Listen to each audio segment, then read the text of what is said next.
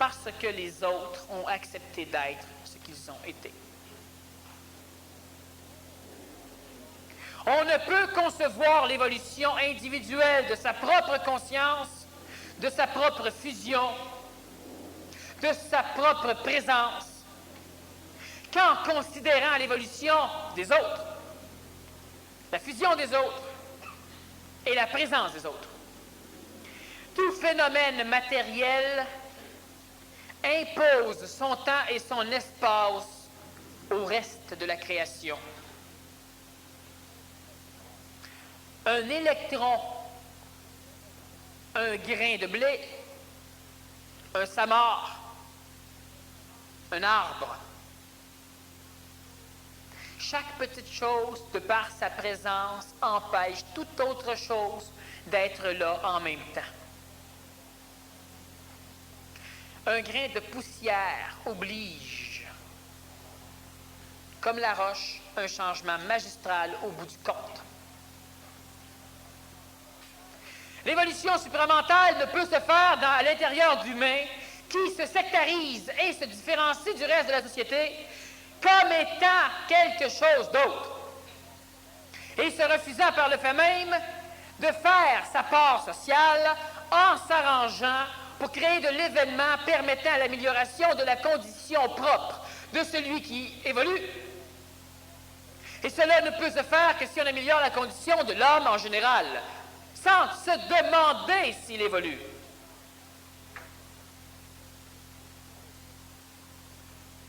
Chaque humain doit régulièrement s'arranger pour donner quelque chose à ceux qui, pour vous permettre une évolution, mangent de la marde. Il y a un peuple derrière celui qui évolue. Et ce peuple fait partie de tout ce qui canalise l'involution, l'anti-homme planétaire, les forces sataniques, lucifériennes, belzébusiennes, arimaniennes, etc. Ce que je veux dire, c'est que pour que un homme, une femme ou un enfant ait un contact supramental, plus de 10 000 humains devront payer le prix.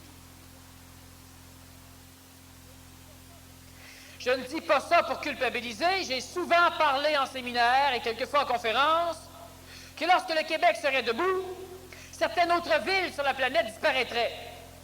Parce que ces villes ne sont là pour temporairement retenir les forces du mal de façon à libérer le bien, c'est-à-dire l'écologie, l'intelligence. Et lorsque ceux qui ouvrent le chemin leur ont ouvert, ceux qui auront souffert pourront être libérés. S'ils sont morts, ils se réincarneront dans les corps de ceux qui passent. S'ils sont vivants, ils suivront, récupérant ceux qui se réincarneront. Mais on ne peut pas prétendre à une évolution rapide si on ne veut pas déjà se garantir l'aide de chaque parcelle d'intelligence sur la planète. Il y a dans chaque homme, chaque femme, chaque enfant, quelle que soit sa race ésotérique, quelle que soit sa génétique,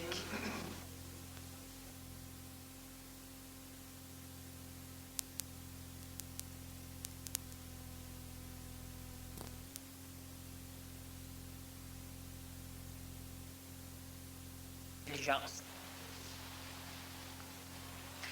Cette intelligence, elle est obscurcie pour laisser plus de place dans cette génétique à l'astral, à l'énergie évoluante.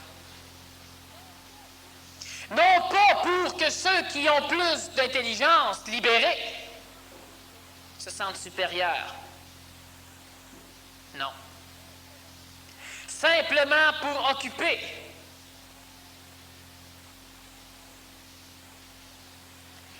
Pendant que l'islam envoie ses enfants d'élémentaire sur les champs de mines pour les faire sauter de façon à ouvrir le chemin aux chars d'assaut iraniens, toute l'évolution de l'humanité se fait sur le même principe. Pendant qu'eux font cela, nous envoyons des milliers et des dizaines et des centaines et des millions d'êtres humains dans la merde pour nous permettre d'avancer.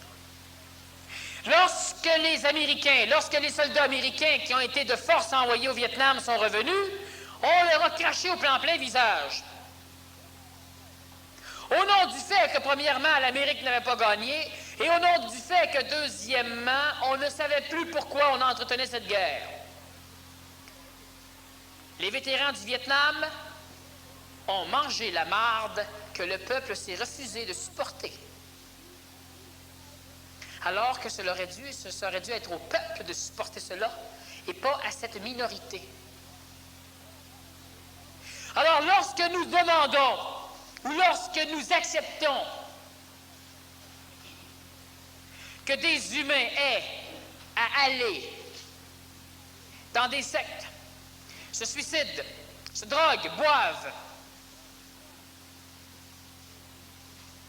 pour nous permettre de ne pas avoir à vivre cela. Et que pour les remercier, nous leur crachons en plein visage. Nous les jugeons. Nous les insultons. Nous devenons racistes. Parce qu'à un moment donné, quelque part sur une île dans l'océan Atlantique, un peuple au complet sert de réceptacle, exactement comme l'île de Pâques l'a fait pendant un grand laps de temps, de réceptacle pour recevoir toutes les mauvaises choses lancées sur la planète par la parole de l'homme et qui n'atteignent jamais leur objectif, alors que ce peuple sert exclusivement à ramasser toute cette merde pour que celle-ci ne s'en aille pas là où elle n'a pas à aller, pour que celle-ci laisse d'autres peuples en paix.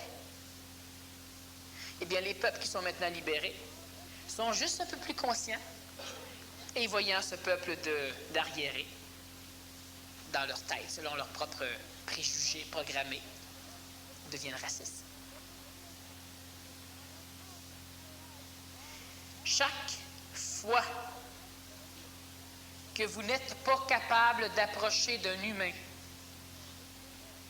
chaque fois que vous trouvez quelqu'un antipathique, chaque fois que vous condamnez ou jugez péjorativement comme crétin, stupide, ignorant, bloqué, un humain, chaque fois que vous faites cela, en réalité, vous auriez dû le remercier. Ce n'est pas nécessaire de le lui dire, mais de passer une partie de son temps à claquer le visage de ceux qui ne peuvent pas faire autrement que de tendre l'autre joue.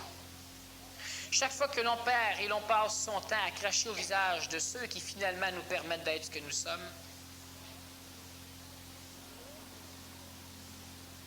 nous ne nous servons pas de toutes les parcelles d'intelligence sur la planète. Ça commence avec le vendeur, avec le porteur de journal, ça commence avec le pompiste, ça commence avec sa femme, son mari, ses enfants.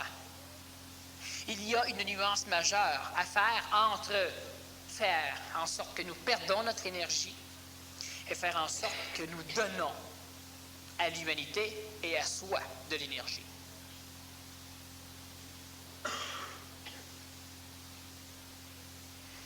Pour que l'humain puisse bien fonctionner, tous les êtres humains qui évoluent, ils ont comme première condition la régence de tout ce qui n'évolue pas.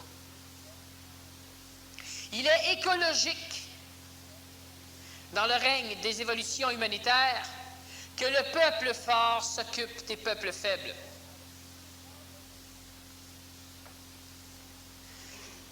Cela a toujours été parce que l'intelligence mène l'évolution. Lorsque l'homme le comprend et le laisse libre, le laisse vibrer,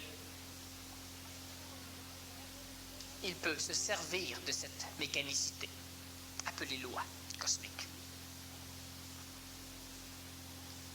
Chaque fois que nous ne sommes pas capables de rencontrer quelqu'un, c'est premièrement une preuve de manque d'ajustement, soit.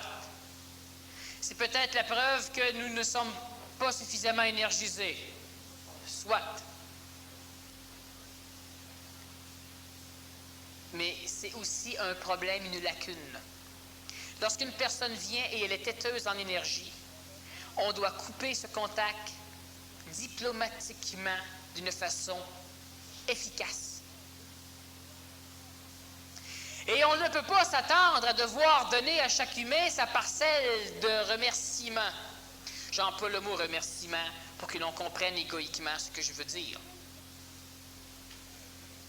C'est un échange d'énergie.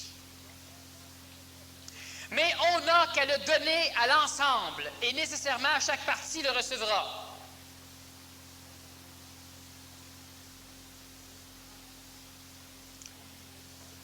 L'énergie supramentale descend. Depuis la création de cette galaxie, tout ce qui a été à une vitesse folle, enregistré mémoriellement, est ce que nous appelons l'énergie supramentale. Donc, dans la mémoire supramentale, il n'y a pas la mémoire planétaire. Il n'y a pas la mémoire solaire. Il n'y a pas la mémoire des autres planètes, des créations des soleils, des dissolutions des soleils, des créations des planètes, des astéroïdes, des créations des comètes, des créations de toutes ces choses. Il n'y a pas ça.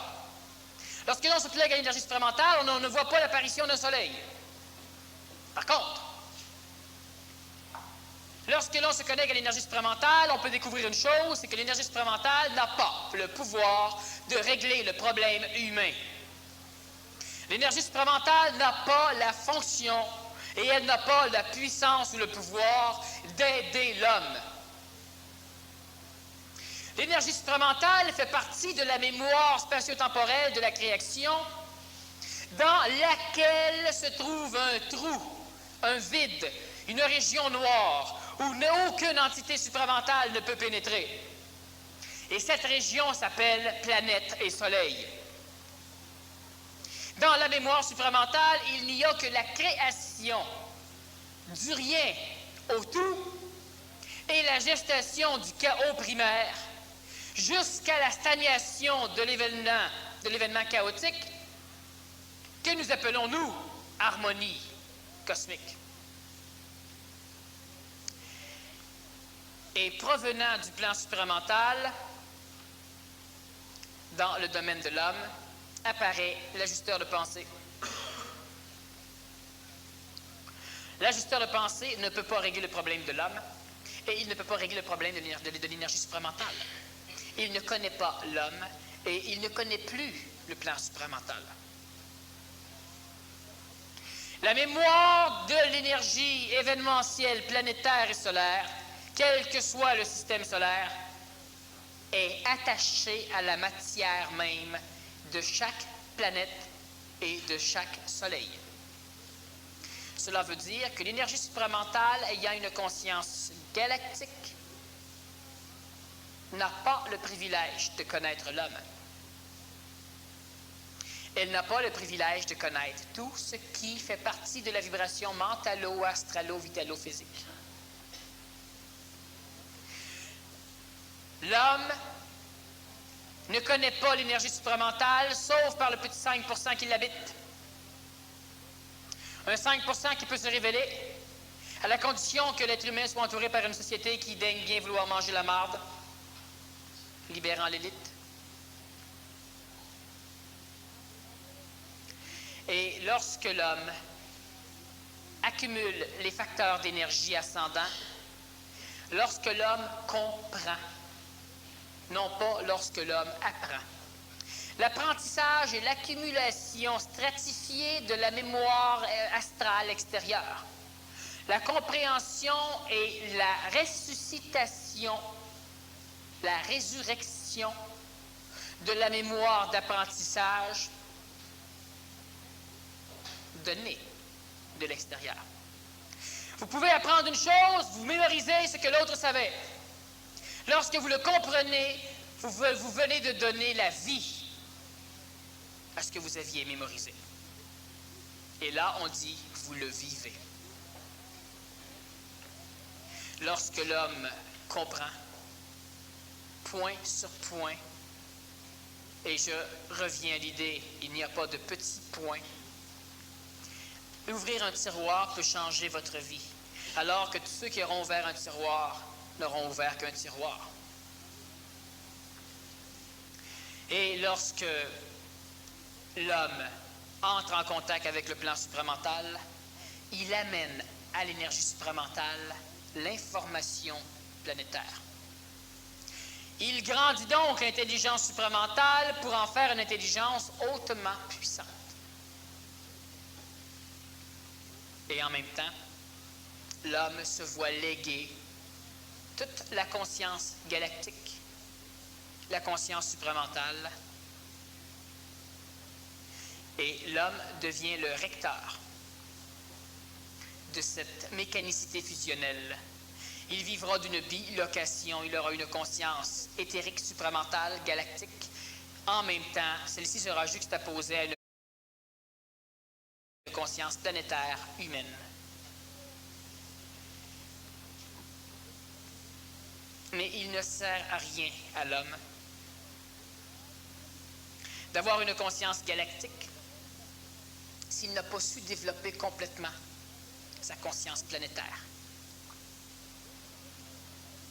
C'est de demander un peu trop au cerveau de l'homme d'accepter la compréhension christifiante d'un contact supramental fusionnel, alors qu'il n'a pas encore réussi à vivre une fusion du point de vue de l'homme, de l'humain, avec la conscience planétaire.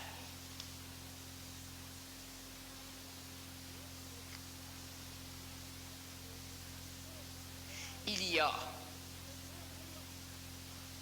un moteur à l'évolution. Un moteur sûr.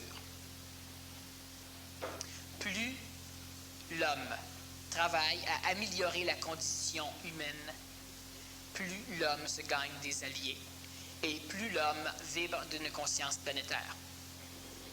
Une conscience planétaire apparaît, est diagnosticable lorsque nous trouvons que jeter un Kleenex par la fenêtre devient un problème. Lorsque nous trouvons que ce qui se passe ailleurs dans les autres pays nous regarde. Ça ne veut pas dire que nous avons à régler les problèmes. Ça veut dire que nous percevons vibratoirement les événements planétaires. Lorsque la navette Challenger a explosé, tous ceux qui ont senti comme un remous en apprenant la nouvelle avaient une conscience au moins nord-américaine. Si aujourd'hui vous appreniez par les journaux que le Mahatma Gandhi vient d'être assassiné et que cela vous touche, votre conscience planétaire est plus grande qu'on peut le penser. Lorsque l'on apprend qu'il y a une disette, une famine, une guerre, il y a 25 guerres présentement, aujourd'hui, actuellement en cours sur la planète. 25, le chiffre est juste. Et cela ne nous intéresse pas, on n'a pas de conscience planétaire. L'homme ne doit pas s'inquiéter de ce qui se passe. Il doit vibrer de ce qui se passe. Et lorsque l'homme développe cette conscience planétaire, le chapeau supramental est en train de descendre chez lui. Il y a plusieurs choses à faire pour la simple raison que nous sommes pluriconstitués. Nécessairement, cela veut dire que l'on doit s'occuper de son corps physique, de tous ses plans physiques, de tous ses plans vitaux, de tous ses plans astraux, devenir son seul maître, s'instruire, apprendre à développer une parole juste de façon à permettre l'expression juste de la réalité planétaire ou cosmique, planétaire ou galactique, supramentale ou humaine. Nous devons gagner de l'argent pour pouvoir se libérer de la matière. Nous devons vivre des relations. Nous devons en même temps obliger nos corps à se déplacer d'un événement à un autre pour que celui-ci mange un peu de marde, de façon à ce que la cellularisation, la mutation puisse être transmissible génétiquement. Nos corps, on doit les amener un peu partout. Ils vivent certaines expériences traumatisantes ou enrichissantes pour permettre à l'enrichissement de la génétique. L'humain, de prime abord, n'a aucune importance. C'est le corps physique qui est important. Tout ce qui habite le corps physique ne vaut rien, tant que ce qui habite le corps physique n'a pas de conscience. Il y a deux formes de conscience. Il y a une conscience mémorielle, c'est-à-dire l'illusion de la conscience. Et il y a la conscience de l'instantanéité, la conscience. Il y a 5 % de conscience instantanée chez l'homme, contre 95 % de conscience illusoire. La gustation, le remixage, la résurrection illusoire du passé, de la mémoire. Alors, la première chose, la première fonction des corps physiques est de se promener, de déménager, de manger, de souffrir, d'être malade, de se tuer, de se faire chirurgicalement massacrer, de découvrir de nouveaux remèdes. Il y a dans cette plante une molécule qui, si certains individus la prennent, vont changer 3 neurones. Il n'y a pas un hostie d'individu qui va la prendre, la plante. Alors l'individu aura mal au rein. Puis un jour, il la découvrira bien, la plante. Et ça guérira son rein. Tout cela pour que la molécule qui devait de là, monter là, monte. Cette molécule, elle est régie par la mécanicité évolutive des plans planétaires. Elle ne peut donc pas être créée chez l'homme si elle a besoin d'énergie vitale directement pluguée au sol. Elle apparaîtra donc que dans une plante. Si mangée par un animal, la molécule n'est pas métabolisée, déformée par l'animal, l'homme mangera l'animal. Il aura la molécule. Mais ces choses se font très, très, très rapidement du point de vue cosmique et très lentement du point de vue de l'effritement temporel. Et ça prend donc des milliards d'années dans ce continuum. Lorsque la chose qui habite un corps physique, qui n'a que comme fonction exclusive la reproduction, de façon à créer l'image matérielle, la forme structurelle, atomique parfaite, pour recevoir et conserver en même temps, pour recevoir le plan supramental et conserver la mémoire planétaire. Eh bien, quand quelque chose d'intelligent vient habiter ce corps, quand quelque chose qui peut commencer à être conscient vient habiter ce corps, ça prouve une seule chose. Ça prouve qu'il y a dans l'homme 95 % de merde de merde du point de vue cosmique, qui sont extrêmement importantes du point de vue planétaire, parce que ça va être les conducteurs des véhicules physiques, le temps que le véhicule physique ne peut pas être animé par l'intelligence supramentale. L'intelligence supramentale ne peut pas descendre dans le véhicule physique parce que celui-ci ne peut pas le supporter. Alors, on crée une espèce de monstre intéressant, une débilité complète par rapport à l'intelligence, et on appelle ça l'âme, et puis on fout ça dans le corps physique. Pour qu'une certaine continuité dans l'évolution des corps physiques se persiste, les âmes qui meurent quand le corps s'en va, parce que le corps, il ne peut plus muter, il est rendu trop usé. Alors, il a enfanté des enfants et on va muter les jeunes. Lorsque le corps est trop usé, on élimine cela. Et pour que une espèce de continuité, de stabilité dans l'évolution se fasse, nécessairement, l'expérience mémorielle qui habitait les corps, les âmes, devront se réincarner dans les prochains corps, de façon à ce que l'humain reste l'humain. Et ça crée un phénomène d'auto-évolution. C'est ce qui fait dire à certaines théologies que l'homme a été laissé à lui-même. Ça crée un phénomène d'auto-évolution où ce qui est dans un corps, après, va dans le monde de la mort, on a d'autres corps, ça revient mélangé, fusionné, et maintenant on n'a plus besoin de s'occuper de qui va régir les corps, on les laisse aller. Plus un corps physique est capable de supporter de la souffrance, de la douleur, du neuf et des changements, plus il est évolué. Nécessairement, aucun avatar n'était utile, sauf lorsque certaines restructurations devaient être faites, lorsque l'humain était prêt. Et l'humanité laissée à elle-même. Mais à travers cette humanité laissée à elle-même, il y a la place pour ceux qui doivent tamponner, recevoir les problèmes pour libérer l'élite. L'élite, ce n'est pas les meilleurs. L'élite, c'est ceux qui ont la chance d'eux. Quand un être humain commence à se poser des questions, il fait partie de ce que j'appelle l'élite, comparativement à la masse de ceux qui ne se posent pas de questions. Tout le monde s'en pose. Non, non. Il y en a un paquet qui les répètent, puis il y en a qui s'en posent. Ce n'est pas pareil. Et à un moment donné, lorsque quelque chose de conscient commence à habiter ce corps, cela prouve que le gros phénomène animateur du corps physique est en train d'être écrasé et chassé par l'esprit qui commence à descendre. Et c'est ce qui arrive dans la majorité des cas. Alors, nécessairement, une lutte s'empare, une guerre apparaît, une peur, une fausse modestie, une souffrance de transition. Et pour que cela se facilite, nous devons nous arranger pour travailler avec toutes les forces intelligentes sur la planète, en commençant par ceux qui nous entourent, de façon à ce que ceux-ci parviennent à nous aimer au point d'attirer vers eux nos propres conneries.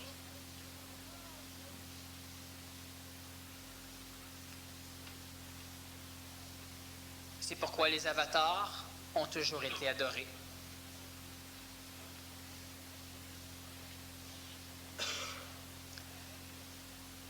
Et on ne doit pas prendre comme exemple le fait qu'il y avait un avatar aux 100 années dans l'histoire. Il y a eu beaucoup d'autres personnes qui étaient plus cachées parce que leur cheminement était différent. On ne peut pas copier ou plagier le cheminement de quelqu'un. Chacun fera son cheminement. On doit développer la conscience planétaire. On doit développer la conscience populaire, celle du peuple. Pas devenir raciste. On doit développer la conscience élitique, pas devenir sectaire, pour finalement développer la conscience individuelle. Commencer par un ou par l'autre n'a pas d'importance. Une chose qui est certaine, c'est que si on n'a pas ces 4 conditions réunies, il manque énormément pour que l'homme puisse parvenir au contact fusionnel. Il y a 2 formes de contact supramental du bon côté. Il y a le contact chatouilleur et il y a le contact fusionnel. Le contact chatouilleur, c'est lorsque l'humain monte une certaine forme de vibration, parce qu'il se fait booster par autrui, parce qu'il est en contact avec une antenne populaire, une antenne collective, ou parce que simplement, il vient de manger un aliment qui l'a monté un peu, qui l'a survolté, et il entre en contact avec un plan supramental et c'est intéressant. Ce n'est pas un contact fusionnel, c'est-à-dire que ce contact ne lui appartient pas. Il y a le contact fusionnel où l'humain peut finalement entrer en contact à sa guise et chasser son ego à sa guise. Et plus le contact fusionnel est avancé, plus cela devient facile. Il y a le contact supramental mémoriel, il y a le contact supramental pur. Le contact chatouilleur est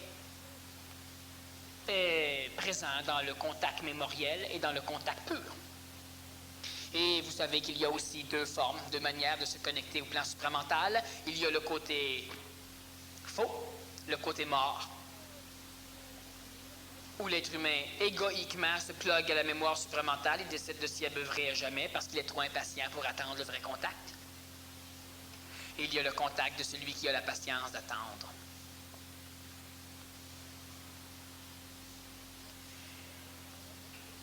Il y a sur la planète des forces qui obligent l'homme à évoluer. Il y a sur la planète des forces qui obligent l'homme à évoluer. L'homme qui se conscientise, la femme qui se conscientise, doit absolument entrevoir chaque visage, chaque personne extérieure, autrui, comme étant un corps physique supporteur d'une probabilité de contact fusionnel avec l'intelligence, temporairement habité par des entités involutives et évolutives qui se mixent selon une recette très définie, la génétique. Ce qui fait que plus jamais l'être qui se conscientise ne doit juger l'homme. C'est un Christ de cave. C'est un corps physique aussi beau ou aussi laid que le vôtre. dans lequel vient s'exprimer des choses qui ne s'expriment peut-être pas chez vous et qui s'expriment peut-être des fois chez vous. On doit passer à une nouvelle étape dans l'évolution de les humanités, celle où il y aura des hommes et des femmes qui seront capables de voir l'autre homme et l'autre femme tel qu'il est, sans plus jamais le juger. Et cela va rapporter de l'énergie, mais rapporter de la facilité à tous ceux qui vivent